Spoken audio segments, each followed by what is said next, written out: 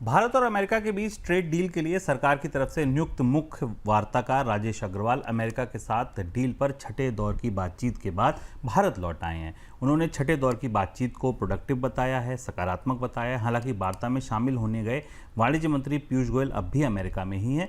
उधर trade deal पर America की तरफ से स्पष्ट किया गया है कि H1 वीज़ा का मुद्दा इस डील का हिस्सा नहीं है। सर, क्या नई स्थिति बनती दिख रही है? कि जो बात हम लगातार कह रहे हैं, भारत और अमेरिका के बीच ट्रेड डील होने की गुंजाइश सीमित सी दिख रही है।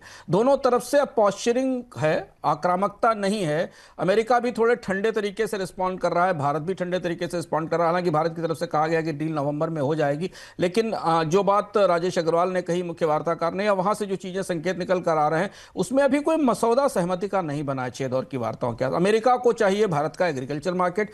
H1B वीजा लगा देने के बाद, आज नए फार्मा टैरिफ आ जाने के बाद, जिन पर हम आगे बात करेंगे, भारत के लिए बराबर ही मुश्किल होता जा रहा है प्रतिदिन कि वो अमेरिका से किन शर्तों पर संधि करेगा और समझौता करेगा, क्योंकि इतना अधिक दबाव भारत पर अलग अलग तरीके से ट्रेड फैसलों के जरिए हो चुका है कि राजनीतिक रूप से भारतीय पक्ष को भी भारत में, अपने अपने देश में किसी तरीके की डील को डिफेंड करना या उसका बचाव करना मुश्किल हो जाएगा। और ये बात हमें वहां से जो संकेत आ रहे हैं, भारतीय पक्ष की जो प्रतिक्रियाएं हैं, उनमें स्पष्ट रूप से दिखाई दे रहा है। हालांकि बड़े आक्रामक बयान नहीं दिए जा रहे हैं, लेकिन जैसे पीयूष गोयल की तरफ से कहा गया कि एग्रीमेंट प्रोसेस में है, हम बातचीत कर रहे हैं, बातचीत अंतिम दौर में है, पर ये बात हम लगातार सुनते चले आ रहे हैं।